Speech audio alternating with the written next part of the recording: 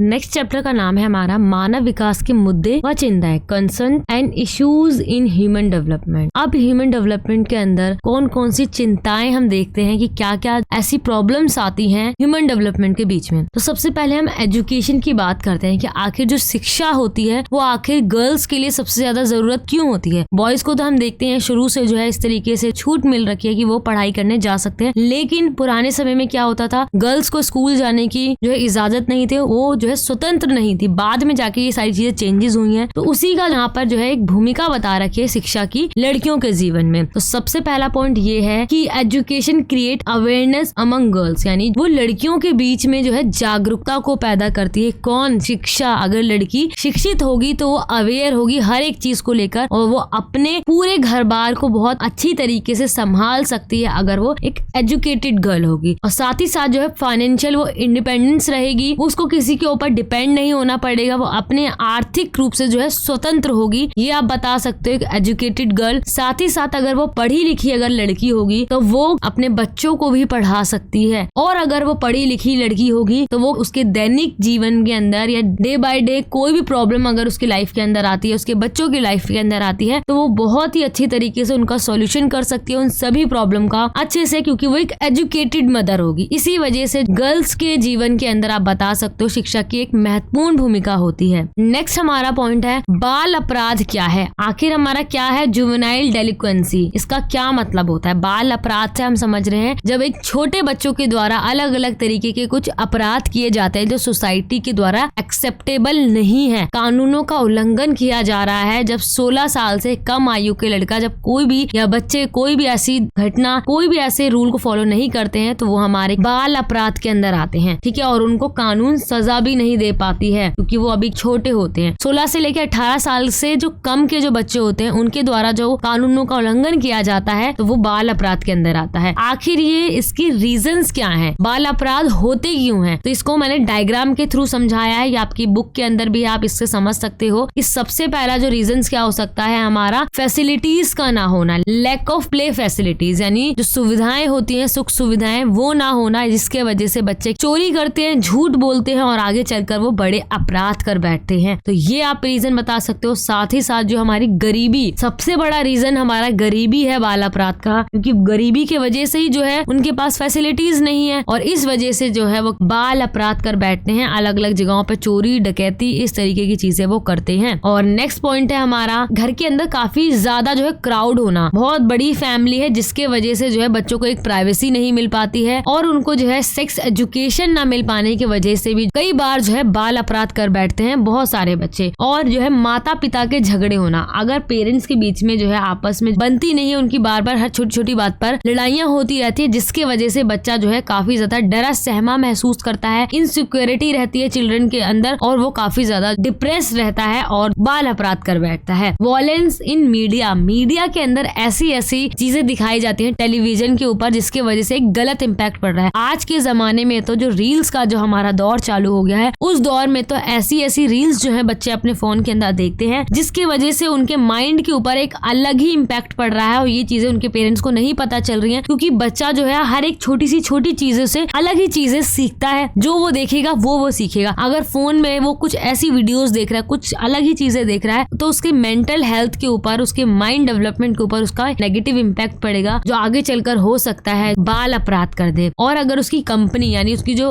बुरी संगत है, आसपास के जो उसके दोस्त हैं वो अच्छे नहीं है, तब भी जो है एक बच्चा उनके साथ रह रहकर बाल अपराध कर बैठता है। तो ये सारे कुछ रीजंस जो है आप बता सकते हो ऐसे चार्ट बनाकर भी, या आप लिखकर एक्सप्लेन भी कर सकते हो। बहुत ही कॉमन से रीजन है बाल अपराध के, कोई आपके ऐसे भारी भरकम पॉइंट नहीं है जो आपको याद करने पड़ेंगे, सिंपल सिंपल रीजंस हैं हमारे। आगे बात करते हैं कि बाल श्रम क्या होता है और बाल श्रम के क्या परिणाम होते हैं, उसके रीजंस क्या हैं। तो बाल श्रम हम सभी जानते हैं, जो 14 साल से कम आयु के जो बच्चे होते हैं जब उनको काम पर रखा जाता है, वो लेबरिंग कर रहे होते हैं, काम कर रहे होते हैं, तो वो सारे चाइल्ड लेबर कहलाते हैं। हमने आसपास अपने कई सारी ऐसी दुकानों पर जहाँ पर बाइक वगैरह साफ सफाई की जाती है, किसी ढाबे के ऊपर जो है हमने देखा है जो बहुत 7-8 साल के बच्चे होते हैं, 10 साल के बच्चे होते हैं जो वहाँ पर काम कर रहे होते हैं। हम कभी ध्यान नहीं देते कि वो चाइल्ड लेबरिंग कर रहे हैं, यानी ये आप कह सकते हो कानून का उल्लंघन है, क्योंकि हमारे कानून में सख्त मना है कि 14 साल से कम एज के जो बच्चे हैं वो काम नहीं कर सकते हैं। और ऐसा क्यों होता है, इसकी रीजंस क्या है और उसका क्या आप कह सकते हो परिणाम निकलता है, वो आप इस टेबल के थ्रू समझ सकते हो। रीजन सेम हमारा सबसे पहले जो है पॉवर्टी यानी गरीबी है, और माता पिता जो है एजुकेटेड नहीं होते हैं, अशिक्षित होते हैं, उन्हें ज्ञान नहीं होता इस चीज का, और वो चाहते हैं कि हमारा बच्चा जो है अब 7-8 साल का हो गया, अब जाए और कमा कर लेके आए। इस तरीके की मेंटेलिटी होती है। या हो सकता है बच्चा जो है अनाथ हो, आवारा हो और किसी की सुनने वाला ना हो, इसी वजह से जो है पेरेंट्स उसको काम पर लगा देते हैं। अगर अनाथ है तो अपने आप उसको काम करना ही पड़ेगा। और अगर हम नेक्स्ट रीजन की बात करें तो वो ये है कि जो उसकी नाजुक उंगलियां होती हैं छोटे बच्चों की, ट्रेडिशनल जो चीजें होती आ रही है, क्राफ्ट वगैरह किया जाता है, उसके अंदर जो इसी तरीके के बच्चों की जरूरत होती है, चाहे वो कढ़ाई वगैरह जो चीजें होती है, हाथों से जो काम किया जाता है ट्रेडिशनल क्राफ्ट, उसके अंदर जो है इसी तरीके के बच्चों की जरूरत होती है जिनकी आंखें तेज हो, उंगलियां दम नाजुक सी हो। इसलिए बच्चों को जो है रखा जाता है काम पर, और बच्चे जो है ज्यादा पैसों की डिमांड भी नहीं करते हैं, कम पैसों में जो है वो उनका अच्छा सा काम कर कर दे देते हैं जहाँ पर भी वो काम कर रहे होते हैं। तो ये रीजंस बता सकते हो। अब इनका क्या परिणाम है, आखिर बाल श्रम करने से क्या क्या परिणाम निकलता है। तो सबसे पहले तो ये है कि जब बच्चा 12 से 16 घंटों तक काम करेगा तो क्या होगा, बच्चा जो है एक ही जगह पर एक ही पोजीशन में बैठकर काम करता रहेगा, तो उससे जो है हो सकता है उसको कुछ डिसेबिलिटी हो सकती है, विकलांगता हो सकती है। नेक्स्ट पॉइंट आप बता सकते हो कि अगर वो ऐसी जगह में काम कर रहा है जहाँ पर बिल्कुल भी जो है साफ सफाई नहीं है, तो अस्वस्थता की स्थिति होगी, तो उसको अलग अलग तरीके के इन्फेक्शन और डिजीज हो सकती है, क्योंकि वहाँ पे अगर उसका जो सराउंडिंग एरिया है वो क्लीन नहीं होगा। तो नेक्स्ट पॉइंट है, इसी वजह से जब वो काम कर रहा है तो वो स्कूल नहीं जाएगा तो स्कूल के अंदर जो है बच्चों की कमी होगी, और हमारे देश के अंदर जो है अशिक्षित लोगों की संख्या बढ़ती ही चली जाएगी। ये हमें ध्यान रखना है। तो ये परिणाम जो है निकलते हैं बाल अपराध के, आप समझ सकते हो। ठीक है, नेक्स्ट आगे हमारा ये है बाल अपराध उन्मूलन के तरीके, यानी किस तरीके से जुवेनाइल डेलिक्वेंसी है उसको हम खत्म कर सकते हैं, कौन कौन से ऐसे तरीके हम अपना सकते हैं। तो सबसे पहला तरीका हमारा यह है कि गरीबी को खत्म करना। अगर हम गरीबी खत्म कर देंगे तो बच्चे अगर सारी फैसिलिटीज मिलेगी जो वो चाहते हैं, तो अपने आप जो है बच्चा इस तरीके के जो है बाल अपराधों को नहीं करेगा, झूठ नहीं बोलेगा, चोरी नहीं करेगा, गलत चीजें नहीं करेगा। तो सबसे पहले जो है गरीबी खत्म करनी होगी। कुछ ऐसी संस्थाओं को हमें ढूंढना होगा, इंस्टीट्यूशन को, जहाँ से लोन मिल सके और वो ऐसे बच्चों को लोन दे सके जिससे उनकी सारी जरूरतें, और वो अगर कुछ करना चाहते हैं अपनी लाइफ में तो उसके लिए जो है उनको लो इंटरेस्ट पे लोन मिल सके। तो पॉवर्टी को खत्म करना होगा सबसे पहली बात। दूसरा ये हमारा वोकेशनल ट्रेनिंग, यानी कि उनको जो है व्यवसायिक रूप से प्रशिक्षण करना चाहिए, यानी कि उनको ऐसी कौशल को सिखाना चाहिए, ऐसी नॉलेज देनी चाहिए जिससे वो आगे चलकर अपना कोई बिजनेस, कोई अच्छी सी कंपनी जो है ओपन कर सके। तो वोकेशनल ट्रेनिंग जो है उस चीज को प्रमोट करना चाहिए ताकि वो आगे चलकर अपनी लाइफ के अंदर सक्सेस हो पाए। नेक्स्ट हमारा थर्ड पॉइंट है माता पिता की भूमिका। पेरेंट्स का बहुत बड़ा रोल होता है अपने बच्चों के जीवन के अंदर। ये अभी हमने अपने एडोलसेंस वाले चैप्टर के अंदर भी पढ़ा। अगर पेरेंट्स जो है अपने बच्चों पर ध्यान नहीं देंगे तो बच्चे गलत राह पर निकल जाएंगे, बाल अपराध की जो संख्या है वो इंक्रीज होगी। लेकिन अगर पेरेंट्स जो है अपने बच्चों की लाइफ के अंदर अच्छे से उनसे बातचीत करेंगे, उनसे इंटरेक्ट बना कर रखेंगे, उनकी हर एक प्रॉब्लम का सॉल्यूशन देंगे, उनसे जो है एक फ्रेंड की तरह बातचीत करेंगे, तो हो सकता है जो उन लोगों के बीच में मिसअंडरस्टैंडिंग है वो दूर होगी, आपस में उनकी बॉन्डिंग अच्छी बनेगी और वो बच्चे अपने पेरेंट्स से क्लोज हो जाएंगे और माता पिता अपने बच्चों की हर एक प्रॉब्लम को सुनेंगे, सॉल्व करेंगे और उससे बच्चे गलत राह पर जाने से रुक जाएंगे और वो कोई भी जो है अपराध नहीं कर पाएंगे। तो आप ये 3 पॉइंट जो एक्सप्लेन कर सकते हो। नेक्स्ट है हमारा जो मन बुद्धि वाले जो बच्चे होते हैं उनकी हम किस तरीके से सहायता कर सकते हैं, यानी जो मेंटली रूप से जो है पूरी तरीके से स्वस्थ नहीं होते हैं उनको हमें किस तरीके से हेल्प करनी है। तो सबसे पहला पॉइंट ये है कि कभी भी जो है हमें उन बच्चों को जो है स्टूपिड या इडियट नहीं बोलना चाहिए, क्योंकि उससे उन्हें बहुत ज्यादा बुरा लगता है, वो हर्ट होते हैं। अगर आपको कोई बोले अरे स्टूपिड, ओ बेवकूफ, ए इडियट, तो आपको कितना ज्यादा बुरा लगेगा। उससे भी ज्यादा बुरा जो है जो मेंटली रूप से डिस्टर्ब होते हैं, पूरी तरीके से जो है स्वस्थ नहीं होते हैं, कुछ भी उनके अंदर प्रॉब्लम होती है, डिसेबिलिटी है, तो उनको बहुत ज्यादा हर्ट होता है अगर कोई उनको इस तरीके से बोलता है। तो हमेशा ध्यान रखना है कि ऐसे बच्चों को ऐसे शब्द नहीं बोलने हैं। नेक्स्ट पॉइंट है हमारा कि बच्चों को जितना वो कर सकते हैं खुद से काम, उनको वो करने देना चाहिए। धीरे धीरे वो जो काम कर सकते हैं उन्हें करने देना चाहिए, नहीं कि नहीं तुम मत करो, मैं करके देता हूँ, मैं करके देती हूँ। तो ऐसा क्या होगा, उनके अंदर जो कॉन्फिडेंस है वो खत्म हो जाएगा। वो सोचेंगे मैं तो कुछ कर ही नहीं सकता हूँ, मेरा सारा काम मेरे फैमिली मेंबर्स, मेरे आसपास के लोग कर रहे हैं, तो उनका कॉन्फिडेंस खत्म हो जाएगा। तो हमें ऐसे बच्चों के साथ ऐसा ट्रीट करना चाहिए कि उन्हें ऐसे बोलना चाहिए कि अपने काम खुद करो, जो वो कर सकते हैं उन्हें करने देना चाहिए। तो इससे क्या होता है, उनके अंदर जो है कॉन्फिडेंस आता है। उसी तरीके से जो है बच्चे अगर बहुत ज्यादा मंद बुद्धि नहीं है, उनका मानसिक रूप जो है खराब नहीं है, तो उनको वो काम करने देने चाहिए जो घरेलू काम है। ठीक है, घर के अंदर जैसे थोड़े चावल पकाना, चाय बनाना, आलू उबालना, ऐसे जो काम होते हैं सिंपल जो कुकिंग वगैरह का काम होते हैं वो करने देने चाहिए। क्योंकि अगर हम वो करने देंगे तो उनके अंदर जो है कॉन्फिडेंस आएगा, वो अपने आप को इंडिपेंडेंट महसूस करेंगे, आत्मनिर्भर होंगे। वरना अगर वो पूरी तरीके से दूसरे लोगों के ऊपर डिपेंड होंगे तो उनके अंदर कॉन्फिडेंस पूरी तरीके से खत्म हो जाएगा। तो ये आपको ध्यान रखना है, ये आपके लिए कुछ सुझाव है। नेक्स्ट हमारा पॉइंट है इसी का, मंद बुद्धि बच्चों को विशेष स्कूल नहीं डालें। यानी कि जो स्पेशल स्कूल्स होते हैं ऐसे बच्चों के लिए, डिसेबिलिटी वाले बच्चों के लिए, जो स्पेशल चाइल्ड्स होते हैं उनके लिए, उनको स्पेशल स्कूल में डालना चाहिए ताकि वहाँ पर उनको वैसे इन्वायरमेंट मिल सके और उनको जो है कुछ वोकेशनल ट्रेनिंग दी जा सके ताकि वो अपनी लाइफ के अंदर जो है सक्सेस हो पाए। इस चीज की उन्हें पहले से ट्रेनिंग दी जाए, ये हमें ध्यान रखना है। ये नहीं हम कर सकते कि उन स्पेशल चाइल्ड को जो है हम नॉर्मल से जो स्कूल होते हैं जहाँ पर सभी सही बच्चे हैं फिजिकली और मेंटली रूप से, उनके बीच में डाल दे तो वो अपने आप को जो है बहुत ही अलग थलग सा महसूस करेंगे। तो उनको वैसे ही स्कूल में डालना चाहिए और उनको अच्छे तरीके से ट्रीट करना चाहिए, ये आपको ध्यान रखना है। अब इसी चैप्टर में आगे हमारा ये है जनेंद्रिय संक्रमण, यानी जो हमारा सेक्सुअल ट्रांसमिटेड डिजीज होते हैं वो कौन कौन से होते हैं। तो सबसे पहला हमारा है एड्स और सेकंड है हमारा HIV। HIV हमारा एक वायरस है और इसी वायरस से जो एड्स होता है ये आपको ध्यान रखना है। अब एड्स और HIV की फुल फॉर्म क्या है? एड्स की full form acquired immunodeficiency syndrome और HIV की फुल फॉर्म है ह्यूमन इम्यूनोडेफिशिएंसी वायरस। ये आपकी जो है 1 मार्क में फुल फॉर्म आ सकती है, फिल इन द ब्लैंक्स में या MCQ टाइप में जो है आ सकती है, ये आपको ध्यान रखना है। अब हमारे एड्स के जो है क्या क्या सिम्टम्स होते हैं, कौन कौन से लक्षण होते हैं वो आपको बताना है। सबसे पहला जो है, अगर कोई व्यक्ति एड्स से संक्रमित है, अगर उसको एड्स हो गया है तो हो सकता है ये कुछ सिम्टम्स जो है उसके अंदर देखने को मिले। सबसे पहला, वो लगातार जो है अपने आप को थका हुआ महसूस करेगा, तो ये हो गया हमारा फर्स्ट पॉइंट। सेकंड ये है कि उसका जो है वजन जो है, उसका वेट जो है बहुत ज्यादा जो है कम होने लगेगा। नेक्स्ट हमारा, उसको सोते सोते जो है पसीने आने लगेंगे। थर्ड है हमारा, उसको कई हफ्तों तक जो है फीवर रहेगा। और नेक्स्ट है हमारा, उसको कई महीनों तक जो है डायरिया रहेगा और उसको TB की प्रॉब्लम भी हो सकती है। तो 6 रोग भी हो सकता है और ऐसे दस्त वगैरह, कई महीनों तक बुखार रहना, पसीने आना रात भर, वजन का घटना, थकना, तो ये कुछ जो है सिम्टम्स जो है आप देख सकते हो अगर किसी को एड्स होता है तो। नेक्स्ट हमारा पॉइंट है कि आखिर कौन कौन से मोड्स होते हैं हमारे HIV को फैलने के, कौन कौन से माध्यम होते हैं जिससे HIV हो सकता है एक व्यक्ति को। तो सबसे पहला ये है कि इन्फेक्शन थ्रू ब्लड, यानी अगर एक संक्रमित व्यक्ति का ब्लड जो है दूसरे व्यक्ति को चढ़ाया जाता है, जिसको पहले से HIV हो या एड्स हो, तो उस व्यक्ति को जो है HIV या एड्स हो सकता है, ये आपको ध्यान रखना है। उसी तरीके से अगर एक मदर को जो है इसकी प्रॉब्लम है,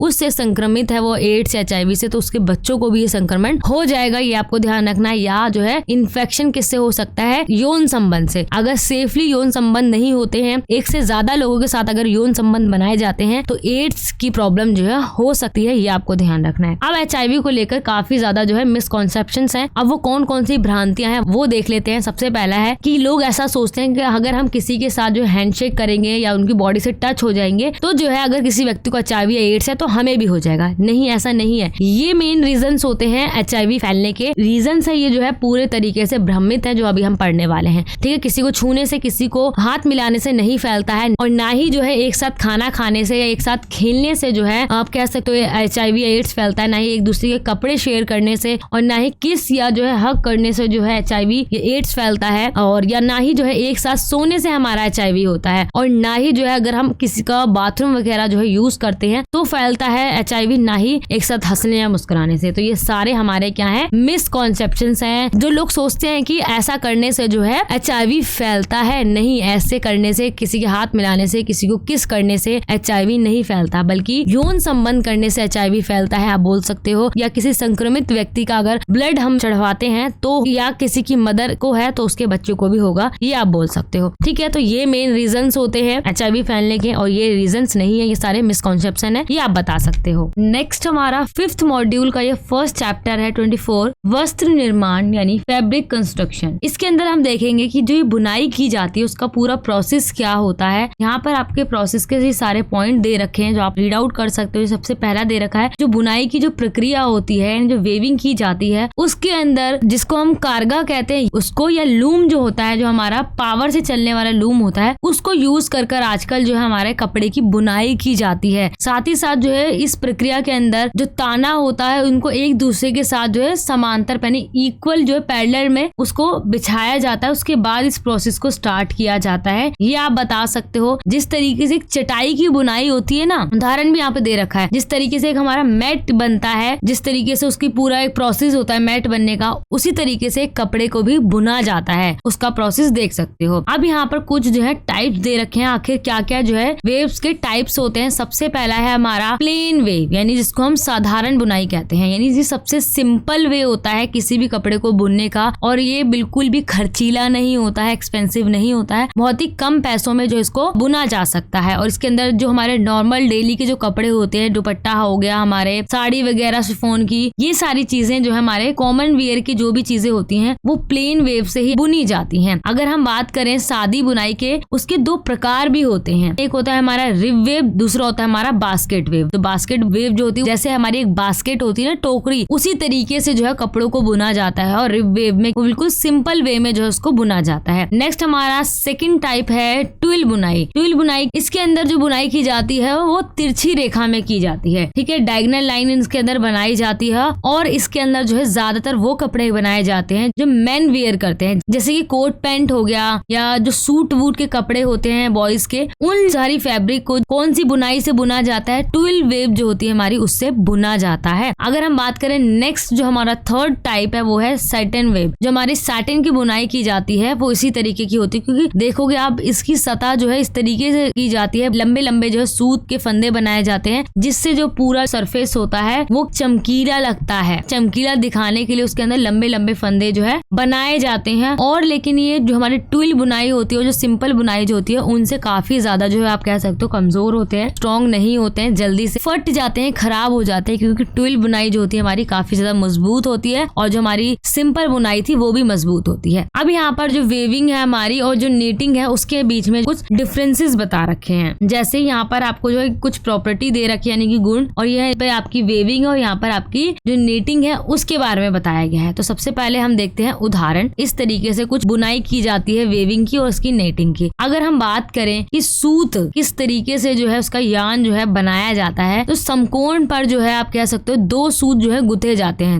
नंबर कितने हैं इसके? 2 यान को। लेकिन जो हमारा नीटिंग किया जाता है वो सिर्फ एक ही सूत से जो है उसके फंदे बुने जाते हैं इस तरीके से। और इसके लिए कौन सी इक्विपमेंट्स की जरूरत होती है, रिक्वायरमेंट्स होती है, जो हमारा इलेक्ट्रॉनिक जो लूम होता है या हाथ से चलने वाला जो हथकरघा होता है उसकी जरूरत होती है। लेकिन जो हमारे नीटिंग के लिए सुई होती है, जिसको हम निडल भी कहते हैं, या जो हमारी नीटिंग की एक मशीन आती है, उसका यूज किया जाता है इसको बनाने के लिए। और इसके अंदर कैसे वस्त्र बनाए जाते हैं जो बहुत ज्यादा स्मूथ होते हैं वेविंग के लिए, उसके अंदर बनाया जाता है। वेविंग में वेविंग के जो कपड़े होते हैं वो बहुत ज्यादा स्टेबल और मेंटेन रखते हैं अपने आप को, इस तरीके से इसकी बुनाई की जाती है। लेकिन जो हमारा नीटिंग होता है उसके अंदर वस्त्र जो होते हैं एकदम ऐसे होते हैं जो लचीले होते हैं, जिसके अंदर बिल्कुल भी रिंकल्स नहीं आते हैं, और स्ट्रेचेबल होते हैं, जो बिल्कुल शरीर के अंदर फिट हो जाते हैं। इस तरीके का उसका फैब्रिक होता है। अब इसका मेंटेनेंस किस तरीके से किया जाता है इन दोनों का, तो सबसे पहले बात करते हैं वेविंग की। इसके अंदर जो है इस्त्री की जरूरत होती है और धुलाई भी की जाती है जब इसको एक बार पहन लिया जाता है। लेकिन जो हमारे नीटिंग के बने हुए कपड़े होते हैं उसको इस्त्री की जरूरत नहीं होती है, ठीक है, इसको हम जो है इस्त्री नहीं कर सकते हैं। और जो इसका डिजाइन होता है उसके अंदर अलग अलग रंग और अलग अलग जो है सूत से, अलग अलग ऊन और अलग अलग फंदों से आप कह सकते हो बुनाई की जाती है। अब इसके अंदर कौन से जो है चीजें बनती हैं, किस चीज के लिए वो यूज किया जाता है, जो हमारा फर्स्ट था इसके अंदर जो है वेविंग के अंदर हमारे चादर वगैरह होती हैं, पर्दे होते हैं, छाने वाले टेबल के ऊपर कपड़ा होता है, उन सारी चीजों को वेविंग प्रोसेस से बनाया जाता है। और जो नीटिंग होता है उसके अंदर जैसे हमारे सॉक्स हो गए हौजरी के, और जो हमारे अंडर गारमेंट्स होते हैं, उन सारी चीजों को जो है इस प्रोसेस से बनाया जाता है, इसलिए उनको प्रेस नहीं किया जाता है। ये आप ध्यान रख सकते हो। तो ये दोनों जो है डिफरेंस आ सकते हैं आपके एग्जाम के अंदर, कितने प्रकार की हमारी जो है बुनाई होती है वो आप बता सकते हो, ठीक है। ये बहुत छोटा सा चैप्टर है, इसमें से ज्यादा क्वेश्चंस नहीं आते हैं, याद रखना। आप जितना पढ़ा है वो आपके लिए इनफ है, बाकी आप इसको रीड आउट कर सकते हो, लिंक डिस्क्रिप्शन में है, उसको पढ़ना मत भूलना, बार बार बोल रही हूँ। नेक्स्ट 26 चैप्टर है वस्त्रों एवं कपड़ों का चुनाव, selection of textile and clothing. यानी कि जब भी हम मार्केट जाते हैं कोई भी कपड़े खरीदने, तो हम किसके अकॉर्डिंग कपड़े खरीदते हैं, क्या ऐसे रीजंस रहते हैं, कौन कौन से ऐसे कारक होते हैं हमारे जो उस चीज को प्रभावित करते हैं, कौन से ऐसे फैक्टर है जिसको इन्फ्लुएंस करते हैं। तो सबसे पहला इन्फ्लुएंस करने का जो आप कह सकते हो फैक्टर है वो है क्लाइमेट फैक्टर, यानी मौसम। अगर आप गर्मी में कभी भी मार्केटिंग करते हो तो गर्मी के अकॉर्डिंग आप कपड़े खरीदते हो, ऐसा नहीं है कि आप स्वेटर वगैरह खरीद के लाते हो, नहीं, आप सूती कपड़े को लेकर आते हो। तो क्लाइमेट के अकॉर्डिंग, जैसे कि अगर ठंडी है तो ठंडी के अकॉर्डिंग, गर्मी है तो गर्मी के, बरसात के अकॉर्डिंग, इस तरीके से आप जैसा मौसम होता है, जैसा वेदर होता है, उसके अकॉर्डिंग कपड़े खरीदते हो। नेक्स्ट है हमारा अवसर यानी कि ओकेजन, जैसा ओकेजन है उसके अकॉर्डिंग खरीदोगे। जैसे कोई त्योहार है, कोई फंक्शन है, कोई शादी है, उसके अकॉर्डिंग आप जो है एक ड्रेस खरीदते हो। वो एक चीज है जो हमारे कपड़े खरीदने को इन्फ्लुएंस करती है। थर्ड आता है हमारा एज, यानी किस एज ग्रुप के लिए जो है आप कपड़े खरीद रहे हो, कि छोटे बच्चों के लिए खरीद रहे हो या स्कूल जाने वाले बच्चों के लिए खरीद रहे हैं, या जो हमारे घर के अंदर बुजुर्ग लोग हैं उनके लिए खरीद रहे हैं। क्योंकि हर एक एज ग्रुप के अकॉर्डिंग ही हमें कपड़े देखभाल कर खरीदने चाहिए। जो छोटे बच्चे होते हैं उनको हमें काफी ढीले ढाले से कपड़े पहनाने चाहिए ताकि उतारने और पहनाने में जो है काफी ज्यादा आसानी हो। उसी तरीके से जो बुजुर्ग लोग होते हैं उनको बटन वाले कपड़े जो पहनाने चाहिए ताकि इजिली जो है वो भी उनको उतार सके, ठीक है, प्रॉब्लम ना हो। उसी तरीके से जो किशोर अवस्था होती है उस समय में बच्चों को जो है काफी अच्छे और डिजाइनर कपड़े की जरूरत होती है, तो उनकी एज के अनुसार जो उनको खरीदने चाहिए। तो एज भी जो है काफी ज्यादा आप कह सकते हो मायने रखती है कपड़े जब भी खरीदने जाते हैं। नेक्स्ट आता है हमारा व्यवसाय, या जिसको हम प्रोफेशन भी कह सकते हैं, कि जिस तरीके से हमारा व्यवसाय है, जो हम बिजनेस करते हैं, कहीं पर हम काम करते हैं, उसके अकॉर्डिंग हम कपड़े खरीदेंगे। अब ऐसा नहीं है कि आप जो है जहाँ पर काम करने जा रहे हो वहां पर आप जैसे डेली कपड़े खरीदते हो, जो अपने शादी के लिए कपड़े खरीदे आप वो वहां पर जाके पहन के चले गए अपनी कंपनी, अपने ऑफिस के अंदर, आप वहां पर जो है एकदम वैसे कपड़े खरीदोगे जो एकदम फॉर्मल कपड़े हैं, तो उनके अकॉर्डिंग आप कपड़े खरीदोगे। तो यही सारी चीजें कपड़े के चुनाव को प्रभावित करती हैं। नेक्स्ट आ जाता है हमारा पॉइंट लेबल एंड मार्किंग, यानी कि लेबल व छपाई। जब भी आप कपड़े खरीदते हो तो आप उसके अंदर देखते होगे कुछ उसके अंदर लेबल्स लगे होते हैं। अब वो अलग अलग तरीके के लेबल होते हैं। ये लेबल जो है हमारे या तो प्लास्टिक के होते हैं या कागज के ऊपर चिपकाए गए होते हैं। उनके ऊपर पूरी इन्फॉर्मेशन दी गई होती है कि ये लेबल किसका है, कौन सी कंपनी का है, किस चीज का इस कपड़ों के अंदर यूज किया गया है, कैसे उसको धोना है, ये सारी इन्फॉर्मेशन जो है उस लेबल के ऊपर दी गई होती है। अब ये कितने टाइप्स के होते हैं वो हम देख लेते हैं। सबसे पहले बात करते हैं ब्रांड लेबल की। तो सबसे पहले जो है ब्रांड का लेबल लगा हुआ होता है, हम उसका सिंबल, उसका साइन को देख के ही पहचान जाते हैं, अच्छा ये तो इस ब्रांड का जो है हमारा कपड़ा है, ठीक है। यहाँ पर आपको जैसे एग्जाम्पल भी दिया गया है। नेक्स्ट बात करते हैं हम अपने जो हमारा विवरणात्मक लेबल होता है, जिसको हम डिस्क्रिप्टिव लेबल भी कहते हैं। इसके अंदर ये चीजें बताई गई होती हैं, ये जो हमारा सामान है उसके विषय के बारे में सारी इन्फॉर्मेशन दी गई होती है कि इस चीज से ये बना है हमारा सामान, कौन कौन सी चीजें जो है इसके अंदर यूज की गई है इस प्रोडक्ट के अंदर, यही सारी चीजें जो है इसके अंदर एक्सप्लेन की गई होती है, जिसको हमें पढ़कर ही लेना चाहिए किसी प्रोडक्ट को। थर्ड बात करते हैं हम अपनी सर्टिफिकेशन लेबल की। जैसे कि अगर किसी भी कंपनी को कोई सर्टिफिकेट मिला है किसी अलग आप कह सकते हो एजेंसी वगैरह से, तो उसका भी जो है वो इन्फॉर्मेशन देता है अपने सर्टिफिकेशन लेबल के अंदर। उसके अंदर वो लगाता है और बताता है कि हमें इस जगह से जो है इस चीज की स्वीकृति मिल रखी है या इसको श्योरिटी मिल रखी है, अप्रूवल मिल रखा है, ये चीज लगा देते हैं, ठीक है। ये जो अप्रूवल मिलता है वो उसके अकॉर्डिंग मिलता है। स्टैंडर्ड मार्क जो होते हैं हमारे, जो हमने अपने उपभोक्ता वाले चैप्टर के अंदर पढ़े थे, जैसे ISI मार्क हो गया, हमारा एग मार्क हो गया, FPO हो गया, ये सारे मार्क हमारे यही हैं जो ये बताते हैं कि वो प्रोडक्ट है वो सही है, वो हमारी हेल्थ पर कोई भी जो है हार्मफुल इफेक्ट नहीं करेंगी, ठीक है। जैसे कि ऊनी कपड़ों के ऊपर जो हमारा वूल मार्क लगा हुआ होता है, ये श्योरिटी देता है कि इसके अंदर जो है प्योर जो है वूल का यूज किया गया है, ऊन का यूज किया गया है। इसके अलावा हमारे और भी जो है लेबल लगाए गए होते हैं, जैसे देख रेख के लिए कैसे इसकी देख रेख करनी है, यानी इसको कैसे स्टोर करके रखना है, कहाँ पर स्टोर करना है, कैसे इसको धोना है अगर कपड़े हम ले रहे हैं तो, ये सारी चीजें भी जो है लगाई गई होती है लेबल के अंदर, इस चीज की इन्फॉर्मेशन दी गई होती है। फोर्थ आ जाता है हमारा लेबल इंफॉर्मेशनल लेबल, यानी सूचनात्मक लेबल। इसके अंदर भी वही सारी चीजें कि इसकी देखभाल कैसे करनी है, इसको यूज कैसे करना है, यूज करने की जो है एक पूरा प्रोसेस बताया गया होता है, जिसको पढ़कर हम उस प्रोडक्ट को यूज करते हैं। तो ये भी हमारा एक लेबल का आप कह सकते हो टाइप है। नेक्स्ट बात करते हैं कि आखिर जो व्यापारी होते हैं वो कैसे कस्टमर को पागल बनाते हैं, फ्रॉड करते हैं हमारे साथ। तो सबसे पहला फ्रॉड जो है वो कम मात्रा में उत्पाद बेचते हैं, यानी कि जो क्वांटिटी होती है किसी सामान की वो बहुत कम कर देते हैं। यानी हमने उपभोक्ता वाले चैप्टर में पढ़ा था कि किस तरीके से जो है तराजू के अंदर कोई भी जो है चुंबक वगैरह लगाकर उसका वजन के अंदर जो है फर्क कर देते हैं, या तो है बैड क्वालिटी के प्रोडक्ट को बेचते हैं, चीटिंग करते हैं प्राइस के अंदर, जितने का वो है नहीं उससे ज्यादा का जो है वो बेचते हैं। साथ ही गलत डिफेक्टिव जो आप कह सकते हो प्रोडक्ट को या गुड्स को जो है सेल करते हैं, जो कि बहुत खराब है। यही सारी धांधलियां आप कह सकते हो, यही सारे जो है फ्रॉड जो है मार्केट के अंदर होते हैं। फोर्थ पॉइंट पॉइंट है हमारा कि जो लेबल लगा हुआ होता है उसके ऊपर जो है गलत इन्फॉर्मेशन छापते हैं ताकि लोग उसको पढ़कर खरीदें, लेकिन वो प्रोडक्ट अच्छा नहीं होता है। तो इस तरीके की जो है फ्रॉड किया जाता है मार्केट के अंदर। नेक्स्ट हमारा पॉइंट है कि जब भी हम मार्केट से रेडीमेड यानी बने बनाए कपड़े जब खरीदने जाते हैं तो उस समय हमें किन किन बातों को ध्यान रखना चाहिए, कौन कौन सी ऐसी गाइडेंस है जो हमें याद रखनी चाहिए। तो सबसे पहला है हमारा डिजाइन ऑफ द गारमेंट, यानी कि परिधान का डिजाइन किस तरीके से वो बना है,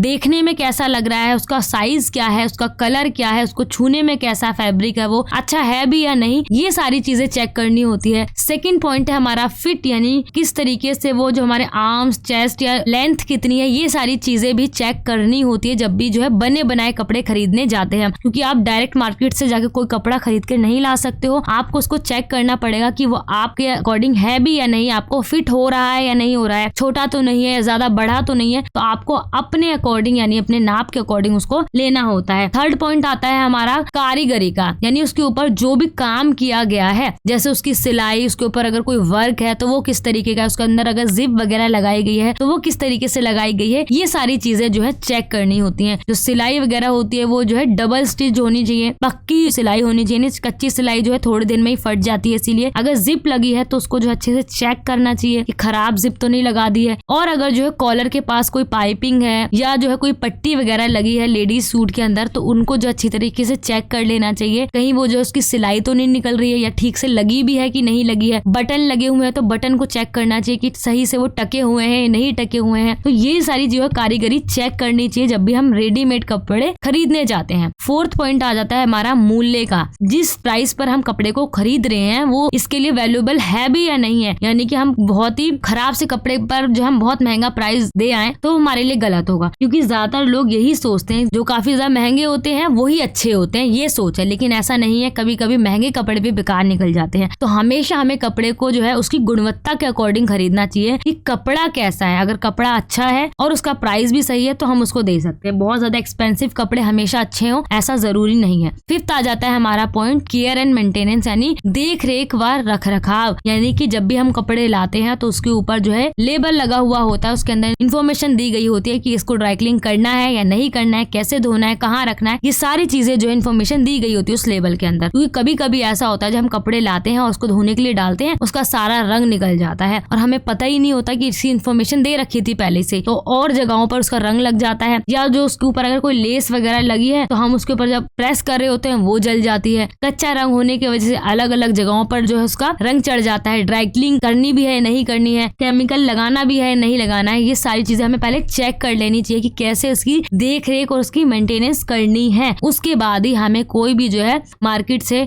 बने बनाए या सिले सिलाए कपड़ों को खरीदना चाहिए। अच्छे से जो भी इंस्ट्रक्शन दे रखी है उनको रीड आउट कर लेना चाहिए। तो ये सारे कुछ जो है पॉइंट है जब भी हम मार्केट से बने बनाए या रेडीमेड कपड़े खरीदने जाते हैं तो इन पॉइंट्स को हमें ध्यान रखना है। इसी के बाद जो हमें कोई भी कपड़े को खरीदना होता है, ठीक है। कौन कौन से लेबल होते हैं उन लेबल को ध्यान से देखना है, उनको पढ़ना है, उसके बाद कोई कपड़े खरीदने हैं। आई होप ये चैप्टर समझ में आया होगा। नेक्स्ट चैप्टर है केयर एंड मेंटेनेंस, यानी कि जो वस्त्र होते हैं उनको हम किस तरीके से देख रेख सकते हैं और किस तरीके से उनको संभाल कर रख सकते हैं, ये बताना है। तो सबसे पहले यहाँ पर वस्त्रों की जो धुलाई है उसके कुछ चरण बताए, उसके स्टेप्स बताए हैं कि जब भी हम कोई वस्त्र को धोने जा रहे हैं उससे पहले हमें क्या क्या करना चाहिए, क्या क्या चीजें हमें देखनी चाहिए। तो सबसे पहला स्टेप है हमारा मरम्मत करना। मरम्मत करने के अंदर क्या आएगा, जैसे कि जब हम कोई कपड़े को धोने जा रहे हैं तो उसकी पॉकेट्स वगैरह को चेकआउट कर लेना, या ये देख लेना कि अगर कहीं से कपड़ा फटा हुआ तो नहीं है, अगर फटा हुआ है, कोई जिप खराब है तो उसको सही करना, फिर उसके बाद हमें धोने के लिए उसको डालना होता है। और अगर उसके ऊपर कोई स्टेन लगा है, कोई धब्बा लगा है तो उसको रिमूव कर लेना चाहिए। उसके बाद हमें उस कपड़े को धोना चाहिए और कपड़ों की छटाई कर लेनी चाहिए। यानी कि अगर कपड़े बहुत ज्यादा गंदे हैं तो उनको एक साथ धोना चाहिए, कम गंदे वालों को एक साथ धोना चाहिए। व्हाइट, ब्लैक, रंगीन ऐसे कपड़ों को जो है अलग अलग छांट लेना चाहिए, उसके बाद उनको धोना चाहिए। कपड़ों को हम भिगो भी सकते हैं, ठीक है, काफी टाइम के लिए हम उसको सोक करके रख सकते हैं ताकि उसकी गंदगी जो है वो पहले से फूल जाए और उसके बाद उसको धोने में जो है आसानी हो जाए। उसके बाद जो है हमें क्या करना चाहिए, उसको धोना चाहिए, धुलाई करनी चाहिए। उसके बाद उसको खंगालना चाहिए कई सारे पानी के अंदर ताकि उसके अंदर से डिटर्जेंट के या साबुन के जो भी पार्टिकल्स वगैरह हैं वो निकल जाएं। और अगर जरूरत पड़ती है हमें व्हाइट कपड़ों के ऊपर अगर कलफ लगाने की या नील लगाने की तो हमें उसके ऊपर जो है ये चीजें लगानी चाहिए। उसके बाद हमें उसको सुखाने के लिए डाल देना चाहिए। देन उसके बाद जो हमें उसके ऊपर प्रेस करनी चाहिए, यानी कि इस्त्री करनी चाहिए। तो ये स्टेप है हमारे टोटल 9, इनको आपको याद रखना है। अब यहाँ पर आपको साबुन और डिटर्जेंट डिटर्जेंट में जो है कुछ डिफरेंसेस बता रखे हैं। तो सबसे पहला जो डिफरेंस है वो ये है कि जो हमारा सोप होता है यानी कि जो साबुन होता है तो वो क्या करता है, पानी के साथ मिलकर कपड़ों को जल्दी गीला करता है और उससे भी ज्यादा जो है डिटर्जेंट उसको जो है गीला करता है कपड़ों को। और अगर हम बात करें साबुन की, तो साबुन जो है सिर्फ हॉट जो पानी होता है यानी जो हॉट वाटर होता है, गर्म पानी में जो है जल्दी घुलता है, लेकिन डिटर्जेंट जो है हमारा गर्म पानी और ठंडे पानी दोनों में जो है एक साथ जो है घुल जाता है, सोलेबल होता है, लेकिन हमारा जो सोप है वो ज्यादा डिसोल्व हो पाता है हॉट वाटर के अंदर। नेक्स्ट हमारा पॉइंट ये है डिफरेंस का कि जो हमारा मृदु पानी होता है, मृदु पानी या कठोर पानी क्या होता है, कठोर पानी खारा पानी, मृदु पानी जो हमारा मीठा पानी होता है, वाटर या आप कह सकते हो हार्ड वाटर। तो सॉफ्ट वाटर के अंदर जो हमारा साबुन होता है वो जल्दी घुलता है, लेकिन और उसके अंदर झाग आते हैं, लेकिन डिटर्जेंट जो है हमारा वो हमारा चाहे हार्ड वाटर हो चाहे हमारा सॉफ्ट वाटर हो, दोनों के अंदर जो है झाग देता है, अच्छे से धुलाई करता है। आगे हमारा साबुन के अंदर कोई स्मेल नहीं होती है, लेकिन डिटर्जेंट में जो है अच्छी खासी जो है खुशबू होती है, एक स्मेल होती है। नेक्स्ट हमारा पॉइंट है कि साबुन से धुलाई के पश्चात सफेद कपड़ों पर नील लगाने की आवश्यकता होती है। जब हम किसी भी कपड़े को साबुन से धोते हैं तो उसके बाद हो सकता है उस कपड़े के ऊपर हमें नील लगाने की जरूरत पड़े, लेकिन जब हम डिटर्जेंट से कपड़े धोते हैं तो डिटर्जेंट के अंदर पहले से ही वो चीजें जो है ऑलरेडी जो है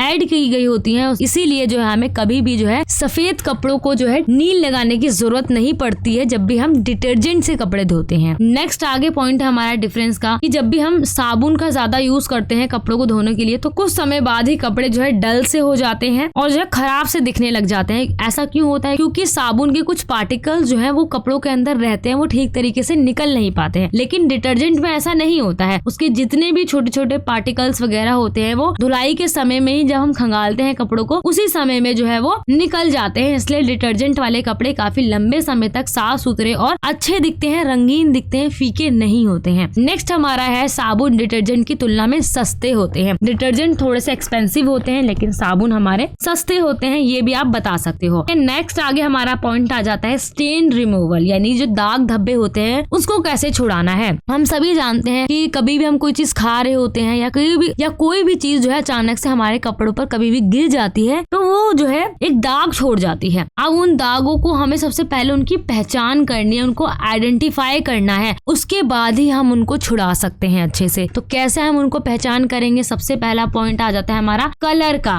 कलर से कैसे? जैसे अगर कोई भी वेजिटेबल सब्जी वगैरह के अचार का कोई भी या कॉफी वगैरह का दाग लगा है तो वो जो है उसका एक अलग ही रंग होता है, वो पीला सा जो है रंग लग जाएगा कपड़ों के ऊपर, हल्दी वगैरह का रंग। कुछ धब्बे ऐसे होते हैं जिनको हम उनकी स्मेल से पहचान सकते हैं। अब स्मेल से कौन से दाग धब्बों को पहचान सकते हैं? जैसे अगर कोई पेंट लग जाता है कपड़ों के अंदर या एग जो है गिर जाता है, एग की स्मेल अलग होती है, पेंट की स्मेल अलग होती है, इसी वजह से हम उनको स्मेल से जो है क्या कर सकते हैं, आइडेंटिफाई कर सकते हैं। और कुछ ऐसे दाग होते हैं जिनको हम जो है फील कर जो है समझ सकते हैं कि ये जो है इस चीज का दाग है। अब फील कर या उसको स्पर्श कर कैसे हम पहचान सकते हैं दाग को? जैसे कि अगर कपड़ों के ऊपर कोई रसगुल्ले वगैरह की चाशनी गिर जाती है, कोई पेंट लग जाता है तो पेंट को हम स्मेल से भी पहचान सकते हैं, और साथ ही साथ जो है अगर किसी कपड़ों पर पेंट लग जाता है तो वहां से जो कपड़ा है काफी ज्यादा जो है आपको हार्ड सा हो जाता है, कड़ा सा हो जाता है, तो अलग ही से पहचान में आ जाता है कि हाँ इस पर या तो पेंट गिरा है या कोई चाशनी वगैरह गिरी है। उसी तरीके से अगर कपड़ों के ऊपर लिपस्टिक वगैरह की दाग लग जाते हैं तो वहां से कपड़ा जो है काफी ज्यादा स्मूथ चिकना सा हो जाता है, तो उनको हम इस तरीके से फील कर पहचान सकते हैं। किसी को स्मेल कर किसी के कलर को देखकर ही हम बता सकते हैं कि इसके ऊपर ये दाग लगा हो सकता है, फिर इसके अकॉर्डिंग ही हम जो है इसको छुटाने की कोशिश करेंगे। अब जब भी हम दाग को छुड़ा रहे होते हैं, रिमूव कर रहे होते हैं, तो उस समय में हमें कुछ सावधानियां बरतनी होती हैं।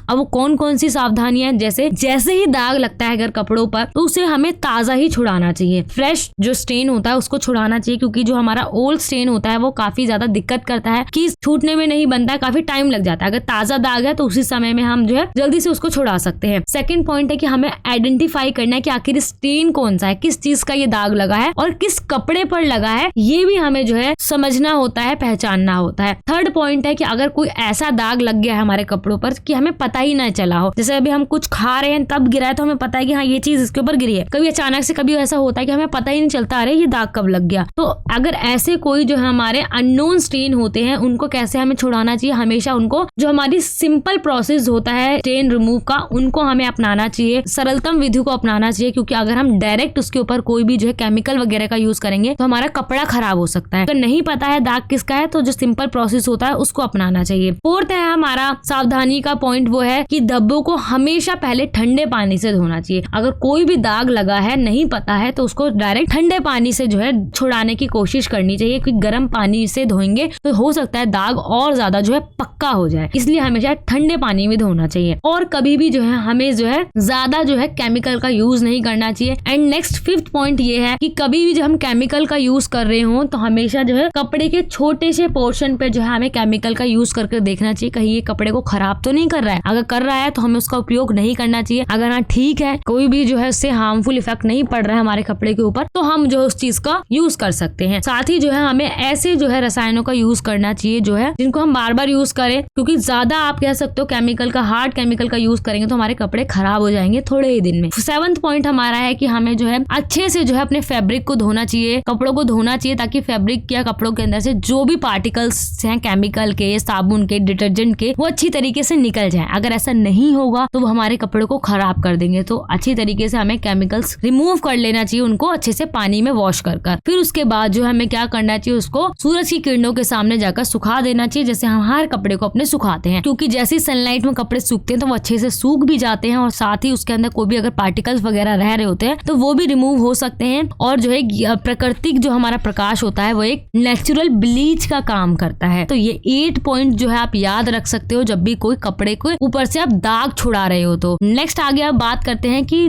आखिर कौन कौन से दागों को कैसे छुड़ाना चाहिए। तो जैसे चाय या कॉफी का अगर दाग लग जाता है तो अगर वो ताजा है तो उसको जो है गर्म पानी में डालकर धोना चाहिए, और उसके अंदर जो है हम 1-2 चम्मच जो है बोरेक्स भी डाल सकते हैं। अगर जो चाय कॉफी का दाग पुराना है तो उसको ग्लिसरीन के अंदर धोना चाहिए, ये आप बता सकते हो। उसी तरीके से अगर मेहंदी का दाग लग गया है कपड़ों के अंदर तो उसको हमेशा जो हमारा गर्म दूध होता है उसको आधे घंटे तक उसके अंदर डिप करके रखना चाहिए, उसके बाद धोना चाहिए। अगर फिर भी नहीं छूटता है और ओल्ड अगर स्टेन है तो उसको क्या करना चाहिए, हमें ठीक वही हमें हाफ आवर तक जो है वार्म मिल्क के अंदर जो उसको डिप करके रखना चाहिए, और उस प्रोसेस को 2 से 3 बार रिपीट भी कर सकते हैं हम। अगर दाग नहीं छूट रहा है या ओल्ड हो गया है हमारा स्टेन, तो अगर खून का या ब्लड का स्टेन अगर छुड़ाना है तो क्या करना चाहिए, हमेशा जो है उसे ठंडे पानी में धोना चाहिए। गर्म पानी में कभी भी खून के दाग को नहीं छुड़ाना चाहिए। और अगर पुराना हो गया है खून का दाग तो क्या करना चाहिए, उसको जो है नमक के साथ भिगोकर धोना चाहिए, ये आप बता सकते हो। और अगर कपड़ों के ऊपर जो है किसी भी आप कह सकते हो मक्खन, तेल वगैरह उनका दाग लग गया, सब्जियों वगैरह का, तो कैसे छुड़ाएंगे हम, उसके ऊपर जो है गर्म पानी डालेंगे फिर धोएंगे हम। अगर दाग पुराना हो गया है तो हम साबुन और पानी का एक साथ जो है घोल बनाएंगे, पेस्ट बनाएंगे, उसके बाद उस दाग वाली जगह पर उसको रख देंगे और थोड़ी देर उसको सूखने के लिए रख देंगे, उसके बाद उसको धोएंगे। इस तरीके से जो है तेल, मक्खन वगैरह के दागों को छुड़ाया जा सकता है। अगर लिपस्टिक का स्टेन लग गया है तो कैसे करेंगे हम उसको, हो सके तो पहले हमें हाथों से उसको जो है खुरच लेना चाहिए, रब करना चाहिए। या अगर नहीं छूट रहा है तो हमें फिर क्या करना चाहिए, उसके ऊपर हल्का सा उसके ऊपर जो हमें मिट्टी का तेल या जो स्प्रिट होता है हमारा उसको डालकर उसके ऊपर जो हमें रब करना चाहिए। और अगर दाग हमारा पुराना है लिपस्टिक का तो ठीक वही प्रोसेस अपनाना चाहिए और उसे 2 से 3 बार जो है रिपीट करना चाहिए। तो इस तरीके से आप अलग अलग दागों को छुड़ा सकते हो। कोई सा भी दाग आपसे एग्जाम के अंदर पूछा जा सकता है कि आखिर खून का दाग कैसे छुड़ाएं या मेहंदी का दाग कैसे छुड़ाएं, चाय कॉफी का दाग कैसे छुड़ाएं, तो आपको पता होना चाहिए कि इस तरीके से जो है दागों को छुड़ाया जा सकता है। नेक्स्ट है हमारा कपड़ों का भंडारण, यानी कि जब हम टेक्सटाइल या हमारे जो क्लोथ्स होते हैं उसको हम जब स्टोर कर रख रहे होते हैं तब हमें कौन कौन सी जो है सावधानियां बरतनी चाहिए। तो सबसे पहला हमारा पॉइंट आ जाता है कि जब भी हम कपड़ों को स्टोर कर रहे हैं, जैसे कि अभी हमारी सर्दियां आने वाली हैं, अब हम गर्मियों के कपड़ों को रख देंगे, वैसे ही जब गर्मियां आती हैं तो हम सर्दियों के कपड़ों को रख देते हैं। तो वैसे ही जब हम रख रहे होते हैं कपड़ों को स्टोर कर तो उस समय में हमें हर एक कपड़ों को अच्छी तरह से देख लेना चाहिए। धूल मिट्टी वगैरह जो भी लगी है अच्छे से धो के अच्छे से झाड़ झूड़ कर जो है उन कपड़ों को स्टोर करना चाहिए, ताकि उसके ऊपर कोई धूल मिट्टी ना लगी हो, फिर हमें उसको रखना चाहिए, कोई भी डस्ट वगैरह ना हो। सेकंड पॉइंट आप ये बोल सकते हो कि जो भी गारमेंट्स हमारे, हमें उनको जो है सन की जो लाइट होती है उसकी धूप, उसकी हवा जो है लगानी चाहिए। नेचुरल लाइट और नेचुरल एयर जो है उसके अंदर जो है सुखाना चाहिए, उसके बाद जो है हमें उसको स्टोर करना चाहिए। थर्ड पॉइंट आ जाता है हमारा, अगर जो है कोई भी गारमेंट जो है हमें इतना ज्यादा जो है गंदा नहीं करना चाहिए कि उसको जो है बार बार धोने की जरूरत पड़े या ड्राई क्लीन की जरूरत पड़े। इतना ज्यादा गंदा हमें कोई कपड़े कपड़े को नहीं करना चाहिए। फोर्थ आ जाता है कि कपड़ों के अंदर अगर मॉइस्चर है तो हमें उसे भंडारण नहीं करना चाहिए, उसका स्टोर नहीं करना चाहिए, क्योंकि मॉइस्चर क्या करता है, फफूंदी वगैरह कीड़े मकोड़े उसके ऊपर लग सकते हैं कपड़ों के ऊपर। तो सारे कपड़ों को अच्छे से ड्राई कर सुखा कर हमें जो है क्या करना चाहिए, उसको स्टोर करना चाहिए। फिफ्थ पॉइंट की बात करें तो फिफ्थ पॉइंट में ये बताया है कि वस्त्रों को जो है कीटों से बचाने की। कपड़ों को जब हम स्टोर करते हैं तो आपने देखा होगा आपकी मम्मियां जो है कपड़ों के साथ कुछ जो है नेफ्थलीन की गोलियां वगैरह या कुछ कोई लोग जो नीम के पत्ते वगैरह रखते हैं ताकि जो है कोई भी कीड़े मकोड़े कपड़ों में ना लगे। तो हमें इन सारी चीजों से बचाना चाहिए। अलग अलग आप जो है चीजों को अपनाकर कीटनाशकों से जो है बचा सकते हो, कपड़ों को प्रोटेक्ट करना चाहिए इंसेक्ट वगैरह से। तो उसके अंदर आप जो है नीम की सूखी पत्तियां, चंदन का पाउडर, ये सारी चीजें मिला सकते हो। कुछ जो हमारी गोलियां वगैरह आती हैं नेफ्थलीन की, उन यूज कर जो है आप जो है कीटों से जो है अपने कपड़ों को बचा सकते हो। आगे यहाँ डायग्राम दिया गया है, वो ये डायग्राम है कि इसके अंदर समझाया गया है, कुछ सिंबल्स दिए गए हैं कि किन कपड़ों पर अगर ऐसे सिंबल बने हुए हैं तो आपको क्या करना चाहिए। बाकी आपको इतना समझ में आ गया होगा कि कैसे उनको जो है स्टोर करना है, कैसे दागों को छुड़ाना है, दागों छुड़ाने से पहले हमें कौन सी सावधानियां बरत। अब हम ये देखते हैं कि अगर कपड़े ऐसे सिंबल्स हमें दिखते हैं तो इसका क्या मतलब है। अगर आपको ऐसा सिंबल दिखता है तो इसका मतलब होता है कि इन कपड़ों को हमें कभी भी मशीन में नहीं धोना है। इस तरीके से आपको कोई सिंबल दिखता है तो, और अगर कोई ऐसा सिंबल दिखता है कि बकेट बना हुआ है, उसके ऊपर जो है बिल्कुल क्रॉस का जो है साइन बना हुआ है, तो उन कपड़ों को कभी भी हमें धोना नहीं चाहिए। अगर आपको इस तरीके से दिखता है साइन की गोल सा कोई सर्कल सा बना हुआ है तो इसका मतलब होता है कि टंबल पर सुखाएं। टंबल पर सुखाने का मतलब होता है कि कपड़ों को जो है जैसे हम मशीन के अंदर सुखाते हैं ताकि उसके अंदर से ड्राई जो है एयर निकले और कपड़े जो है हमारे सूख जाएं, इस तरीके से सुखाना चाहिए। और जो हमारा इस तरीके का साइन होता है कि ड्रिप ड्राई जिसके अंदर करना होता है, ड्रिप ड्राई के अंदर क्या होता है कि बिल्कुल अच्छी तरीके से कपड़े को सुखाने के लिए हमें वो एकदम कपड़े ड्राई होने चाहिए, सनलाइट में हम सुखा सकते हैं।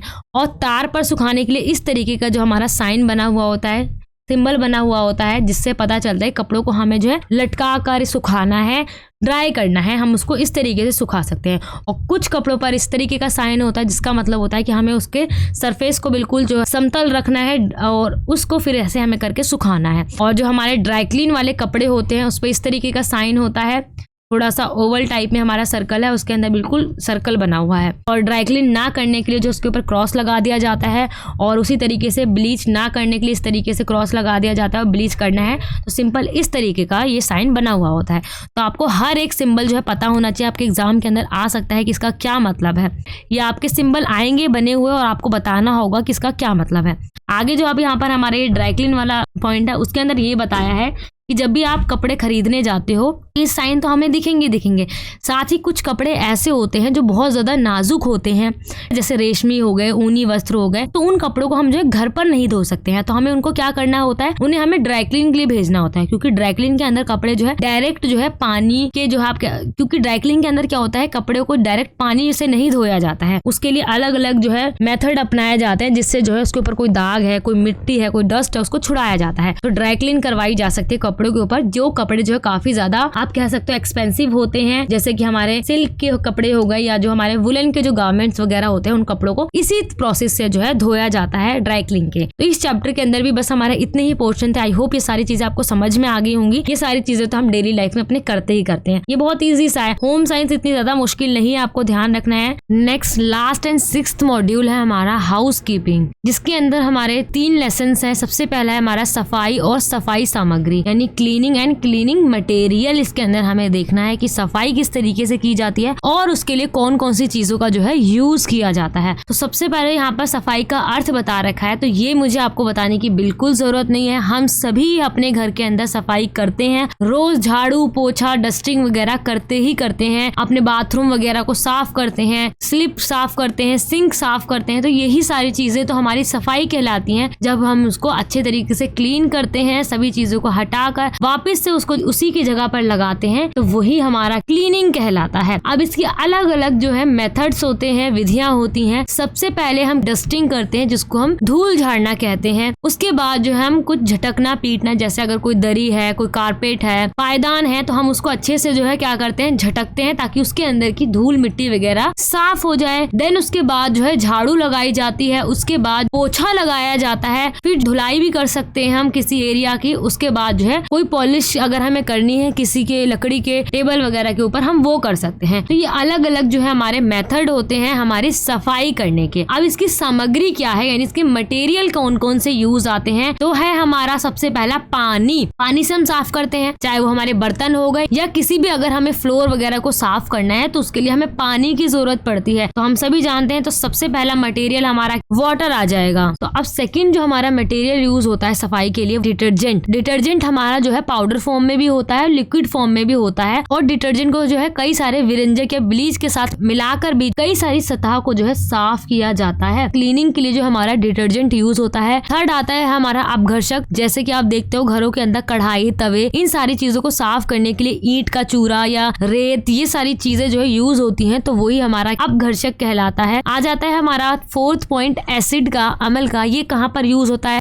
जो हमारे टॉयलेट वगैरह होते हैं, वॉशरूम होते हैं, उन जगहों पर एसिड यूज किया जाता है, ठीक है, तेजाब यूज किया जाता है, ताकि वो वहाँ पर क्लीनिंग की जा सके अच्छे से, और जो भी वहाँ पर कीटाणु है, जम्स है, उनको मारा जा सके। और आगे यहाँ पर बताया इसी पॉइंट के अंदर कि पीतल और तांबे जैसी जो सतह होती हैं या उनकी जो वस्तुएं होती हैं, उनको साफ करने के लिए सिरके और नींबू का जो है यूज किया जाता है, विनेगर और लेमन का जो है यूज किया जाता है, चाहे वो हमारा कॉपर या जो पीतल का बर्तन होता है उसके ऊपर अगर कोई स्टेन लग जाता है उसको छुड़ाने के लिए। नेक्स्ट है हमारा क्षार। इसके अंदर क्या होता है, जैसे बेकिंग सोडा वगैरह होता है, वो यूज किया जाता है चिकनाई को छुड़ाने के लिए। किसी बर्तन के ऊपर ज्यादा चिकनाई वगैरह लगे, किसी फर्श पर चिकनाई गिर गई है, तो उसको साफ करने के लिए जो है हमारा सोडा और जो हमारा अमोनिया होता है उसका यूज किया जाता है, उस स्टेन को रिमूव करने के लिए। नेक्स्ट है हमारा ब्लीच। ब्लीच का भी यूज किया जाता है, जिसके अंदर हमारे अलग अलग जो आप देखोगे ब्लीचेस हैं। जैसे सबसे पहला है हमारा सोडियम हाइपोक्लोराइड, नेक्स्ट है हमारा सोडियम परबोरेट, नेक्स्ट है हमारा हाइड्रोजन पर ऑक्साइड और सोडियम हाइड्रोसल्फाइड। ये कुछ ऐसे हमारे ब्लीचेस हैं जिनका जो है यूज किया जाता है। और ये कौन से धब्बों को छुड़ाते हैं, जो हमारे कपड़ों के ऊपर कोई भी स्टेन लग जाता है उनको रिमूव करने के लिए इन सभी चीजों का यूज किया जाता है। नेक्स्ट है हमारा विलायक, जिसको हम सॉल्वेंट भी कहते हैं। इसके अंदर जैसे कि मोम या चिकनाई के जो धब्बे कहीं पर लग जाते हैं किसी भी सतह वगैरह पर, उनको रिमूव करने के लिए मिट्टी के तेल, पेट्रोल, इन सारी चीजों का यूज किया जाता है। मिथिलेट स्प्रिट, इनका यूज किया जाता है इस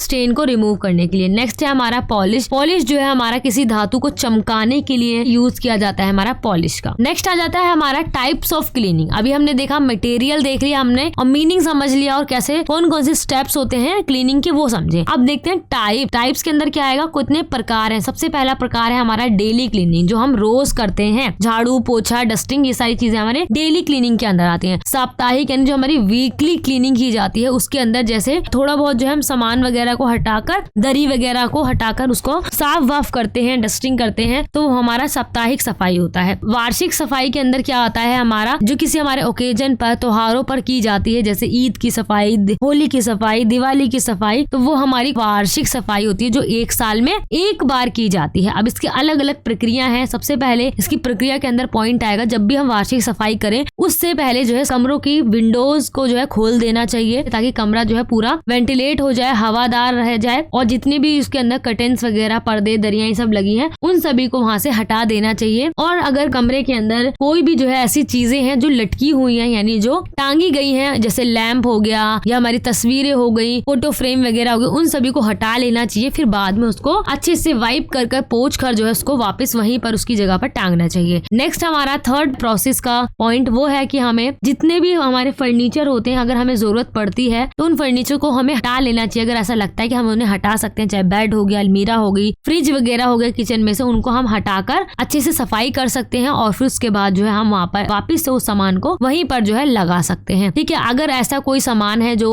रिपेयर होने वाला है तो उस सामान को जो है हमें रिपेयर के लिए भेज देना चाहिए। और कोई भी अगर ऐसा सामान है सजावटी वाला या पॉलिश करने वाला, उनको जो है हमें डेकोरेट करना चाहिए, अच्छे से उसकी पॉलिश वगैरह करनी चाहिए, लकड़ी की अगर कोई टेबल वगैरह है तो। और कालीन जितनी भी होती है घर के अंदर, कर्टेन्स वगैरह होते हैं, उन सभी को जो है अच्छे से धूप में सुखाना चाहिए, धूप देनी चाहिए उन सभी चीजों को, ताकि वो अच्छे से क्लीन हो जाए और उसके अंदर के जो भी जर्म्स वगैरह है वो खत्म हो जाए। 7th है हमारा पॉइंट, फर्नीचर को जो है हमें वापस से जो है उसके स्थान पर रख देना चाहिए, और अगर हो सके तो हमें जो है उसको रीअरेंज करना चाहिए। यानी कि बेड जैसे पहले रखा गया था हम वैसे भी रख सकते हैं, या उसका जो एक स्टाइल चेंज कर सकते हैं, तो उससे जो है हमारे घर को एक नया लुक मिलता है, एक न्यू लुक उभरता है सामने। उसके बाद जो है सभी सामान रखने के बाद, पोछा लगाने के बाद सभी विंडोज को जो है क्लोज कर देना चाहिए। उसके बाद जो हमें अपनी सेटिस्फेक्शन के लिए अच्छे से पूरे घर को चेक करना चाहिए कि सभी चीजें अच्छे से हो गई हैं। देन उसके बाद हमारी पूरी क्लीनिंग जो होती है वो कंप्लीट हो जाती है। तो जो हमारी वार्षिक सफाई होती है जो 1 साल में एक बार की जाती है, उसकी प्रक्रिया आपको पता होनी चाहिए। बाकी तो आप दैनिक और साप्ताहिक सफाई तो बता ही सकते हो क्या करते हैं। हमारी वही रोज की झाड़ू पोछा बर्तन ये सारी चीजें ही होती है हमारी दैनिक में, तो ऐसे कुछ अलग से इसके अंदर कोई पॉइंट नहीं आएंगे। जो हम रोज करते हैं वही सारी चीजें आएंगी। तो देखिए कितने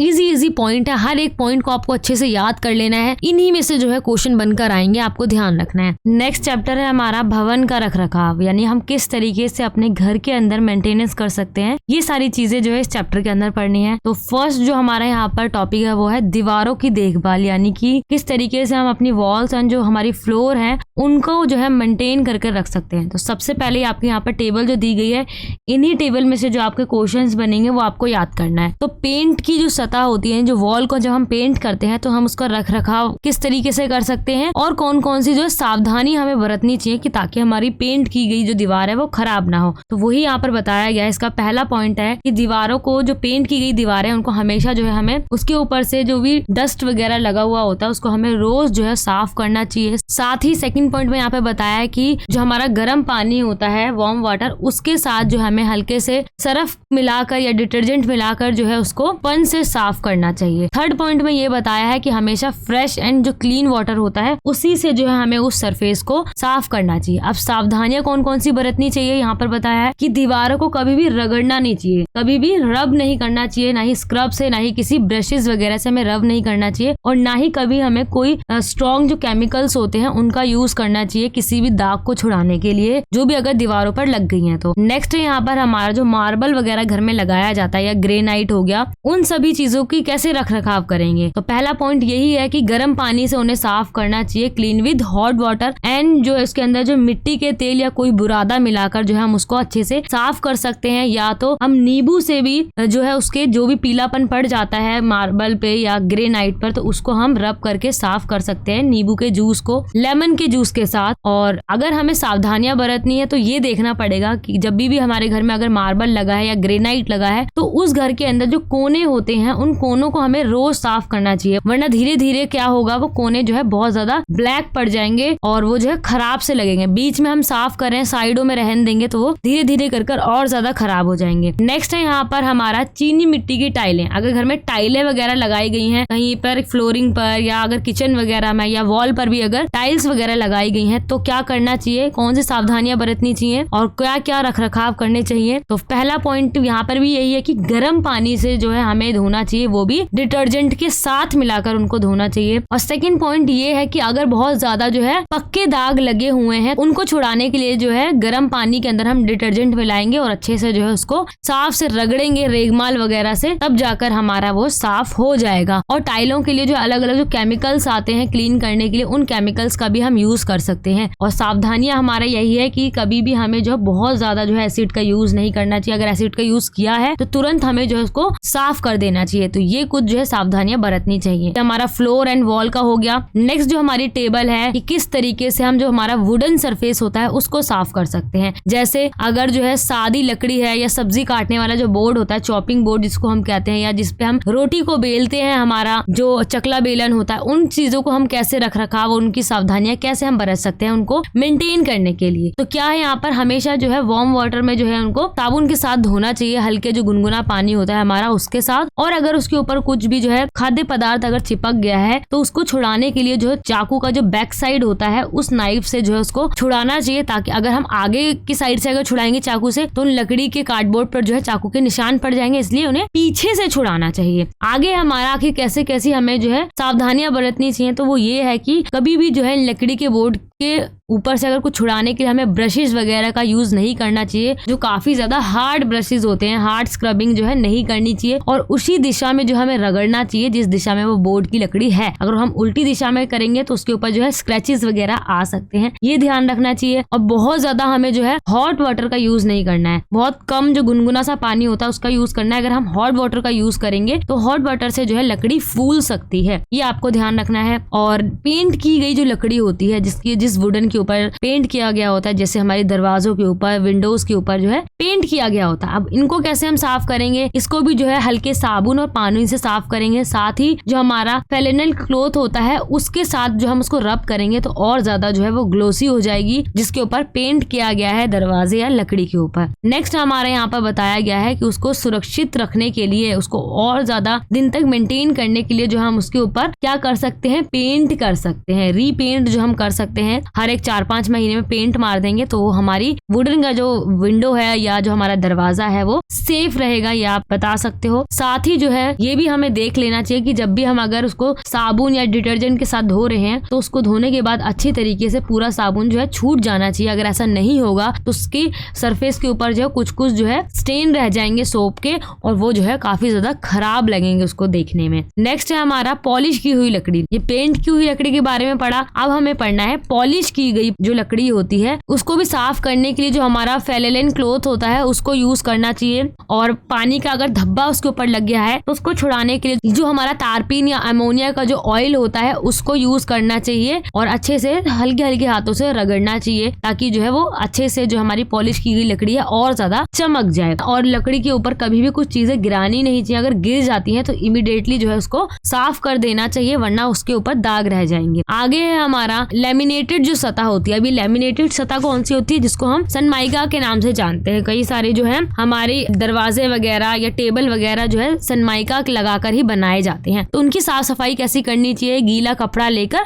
रोज उसके ऊपर से मार दो तो वो हमेशा क्लीन रहेंगे। और जो है अगर उसके ऊपर कोई ताप के या हीट के जो है मार्क रह गए हैं तो उसको छुड़ाने के लिए जो हम डिटर्जेंट या जो हमारी वैक्स पॉलिश होती है उसका हम यूज कर सकते हैं उसके ऊपर से वो स्टेन हटाने के लिए। हमें ये ध्यान रखना चाहिए कि कभी भी जो है सनमाइका के ऊपर जो है कोई भी स्क्रैचेस वगैरह ना आए। अगर कोई चीज गिर जाती है उसके ऊपर तो हमें तुरंत जो है उसको साफ कर देना चाहिए, ये भी हमें ध्यान रखना चाहिए। तो इस तरीके से हमारी वुडन सरफेस की भी हमने रख रखाव को देख लिया। अब बात करते हैं जो हमारा मेटल सरफेस होता है, जैसे कि हमारा पीतल, तांबा, इन सारे सरफेस को साफ करने के लिए क्या किया जा सकता है। तो इनको साफ करने के लिए हम क्या कर सकते हैं, या तो हम जो हमारा सोप या जो हमारा क्लीनिंग पाउडर होता है वो यूज कर सकते हैं, या जो हमारा लेमन जूस होता है जिसको हम सॉल्ट, विनीगर या जो हमारे इमली का जो गूदा होता है उसका यूज करके जो है हम उसके सरफेस को क्लीन कर सकते हैं, अच्छे से साफ हो जाएगा। अगर जो हमारा पीतल का बर्तन जो है काफी ज्यादा नक्काशीदार है, उसके ऊपर काफी डिजाइन वगैरह बन रखा है, तो हम उसको ओल्ड जो टूथ ब्रश होता है उससे जो है हम उसको साफ कर सकते हैं, ताकि हमारा हाथ वाथ भी ना कटे उससे। और कुछ एसिड जो यहाँ पर बताए हैं उसका भी जो हम उसमें यूज कर सकते हैं उसके स्टेन को रिमूव करने के लिए, ताकि वो अच्छे से क्लीन हो जाए, साफ हो जाए। और बाकी यहाँ पर बताया गया है प्रिकॉशन के अंदर, सावधानियों के अंदर, कि जितने भी हमारे अन्य रसायन होते हैं उन्हें हमें कभी भी जो है खाने के बर्तन के लिए यूज नहीं करना। बाकी और जो हमारे केमिकल्स वगैरह होते हैं हमें उन्हें यूज नहीं करना चाहिए, क्योंकि अगर हम रसायन का यूज करेंगे तो वो जहरीले होते हैं और उन बर्तनों में यूज करने से अगर हमने उसमें खाना खाया तो हमें काफी ज्यादा प्रॉब्लम हो सकती है। तो उन्हें कभी भी यूज नहीं करना चाहिए, ये चीज आपको ध्यान रखनी है। अब आगे बात करते हैं आखिर जो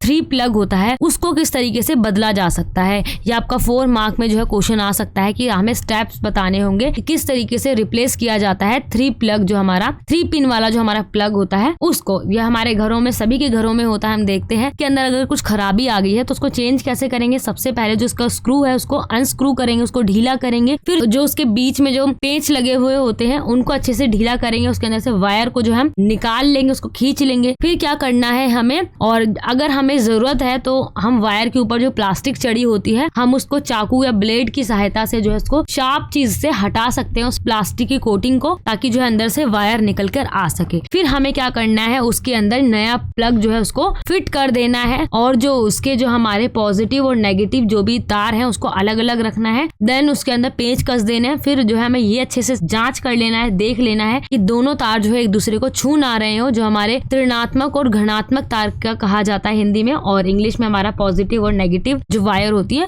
वो कहा जाता है। वो आपस में अगर टच कर रही होंगी तो हो सकता है शॉर्ट सर्किट हो जाए, तो इस बात का हमें जो है खास ध्यान रखना है। बाकी जो हमारी न्यूट्रल वायर होती है उसको हमें जो है नीचे से जो है उसके अंदर स्क्रू डालना चाहिए, और फिर जो है हमें उसको अच्छे से टाइट कर देना चाहिए। फिर हमारा जो है 3 प्लग जो है बदल जाएगा। तो ये स्टेप्स कितने ज्यादा इजी हैं याद करने में। उसी तरीके से जो हमारा रूम कूलर होता है उसको हम किस तरीके से जो है रिपेयर कर सकते हैं या उसकी जो हम मेंटेनेंस करके रख सकते हैं, ये आप बता सकते हो। जैसे अगर अब सर्दियां आने वाली हैं, अब जिनके घरों में जो कूलर चल रहे थे, अब वो कूलरों को रखेंगे तो रखने से पहले हमें ये ध्यान देना होगा कि अच्छे से जो है उसका पूरा मोटर वगैरह को साफ कर दें, उनकी घास को अलग कर लें, इस तरीके से हमें रखना है। और जब हम उसे यूज करना है तो उसे यूज करने से पहले भी हमें देख लेना चाहिए कि कहीं पर जंग वगैरह ना लगी हो। अगर जंग लगी है तो उसके ऊपर जो हमें पेंट कर लेना चाहिए, अच्छे से क्लीन कर लेना चाहिए पूरे कूलर को, तब जाके हमें उसको जो है रीयूज करना चाहिए। और जो कूलिंग वाले पैड्स होते हैं जो हमें ठंडी हवा देते हैं, जिसमें घास वगैरह लगी होती है कूलर के अंदर, तो उन घास को जो है जब भी हम यूज करते हैं एवरी समर के अंदर, गर्मियों के अंदर, हमें हर गर्मियों के अंदर उसको जो है चेंज करना चाहिए, ताकि वो जो है हमारा खराब हुई घास ना चले और अच्छे से वो ठंडी हवा दे सके। या आप बता सकते हो। नेक्स्ट हमारा पॉइंट ये है कि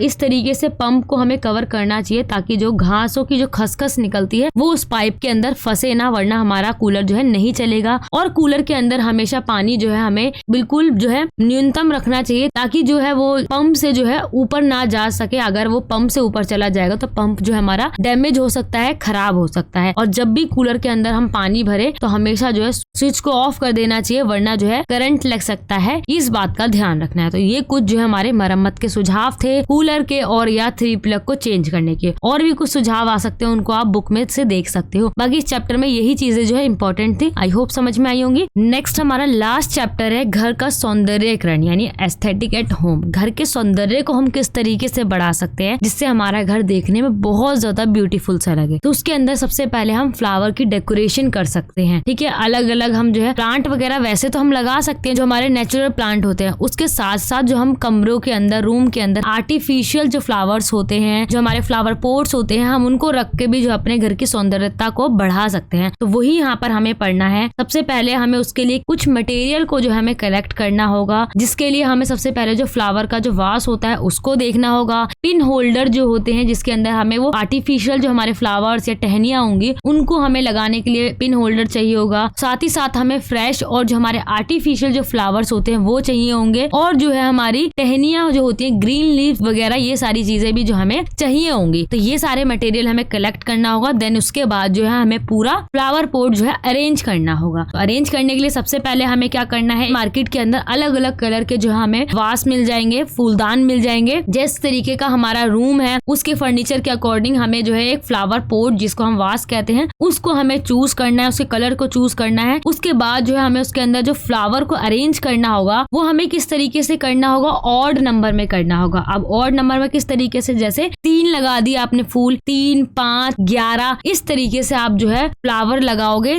तब जाकर आपका फ्लावर पोट अच्छा लगेगा। ना कि आप 2 लगाओगे, 4 लगाओगे या 8 लगाओगे, तब आपका फ्लावर पोट अच्छा नहीं लगेगा। जब आप ऑड नंबर में, जिसको हम क्या कहते हैं, विषम संख्या कहते हैं, उसका यूज करते हुए अपने फूलदान को अरेंज करोगे, तब जाके वो जो है अच्छा लगेगा। ठीक है, और हम अलग अलग साइज के जो है हम फ्लावर्स को चूज कर सकते हैं, जिससे हमारा जो फ्लावर पोट है वो और ज्यादा जो है अट्रैक्टिव लगे। ये बात आपको ध्यान रखनी है। सारे फ्लावर अगर इक्वल होंगे तो वो अच्छा नहीं लगेगा, बल्कि ऊपर नीचे होने चाहिए, तब वो ज्यादा अच्छा लगेगा। नेक्स्ट है हमारे प्रकृति जैसे दिखने वाले बनावटी फूलों का ताजी पत्तियों के साथ जो हम प्रयोग कर सकते हैं। यानी जो हमारे आर्टिफिशियल फ्लावर्स होते हैं उनको हम नेचुरल जो हमारी फ्रेश लीव्स जो होती हैं उनके साथ हम अरेंज कर जो एक फ्लावर पोट बना सकते हैं, जो बिल्कुल हमारा नेचुरल फ्लावर पोट लगेगा। फूल और पत्तियां जो है दोनों जो है प्राकृतिक रूप से यूज करी हैं, तो इस तरीके से हम यूज कर सकते हैं। साथ ही फिर एक भारी धातु के आधार पर लगी हुई लोहे की कीलों को पिन होल्डर कहते हैं। तो इस तरीके की हमारी एक हैवी मेटल बेस वाली जो पिन होती है लगी हुई इसके अंदर बहुत सारी, वही हमारी पिन होल्डर कहलाती है, जो कुछ इस तरीके की दिखती हैं। इन्हीं के अंदर हमें इन टहनियों को जो है फंसाना होता है, फिर इस वास के अंदर जो हमें डालना होता है। तो वो हमें लेके आना होगा, जिसके अंदर जो हम अपने फ्लावर्स को लगा सकते हैं ताकि वो हिले डुले ना। नेक्स्ट पॉइंट है हमारा फूलों के बीच का जो स्थान होता है, उसके बीच में जो स्पेस होता है, उसको हम किस तरीके से फिल कर सकते हैं। जो अलग अलग लीव्स होती हैं उनको लगा लगा कर वो और ज्यादा जो है सुंदर लगेगा। ये चीजें मटेरियल इकट्ठा करनी और इस तरीके से आप बनाओगे, तब जाके आपका फ्लावर पोट अच्छा लगेगा। अब यहाँ पर कुछ जो है सिद्धांत दे रखे हैं, कुछ प्रिंसिपल्स दे रखे हैं, किस तरीके से उसे अरेंज करना है एक जो है हमारी पुष्प सज्जा को करने के लिए। पहला पॉइंट यहाँ पर ये है कि पुष्प सज्जा का आकार कमरे के या कमरे में रखी अन्य वस्तुओं के अनुपात में होना चाहिए। यानी जो हमारा अरेंजमेंट होगा फ्लावर पोट का वो किसके अकॉर्डिंग होना चाहिए, कितना बड़ा हमारा रूम है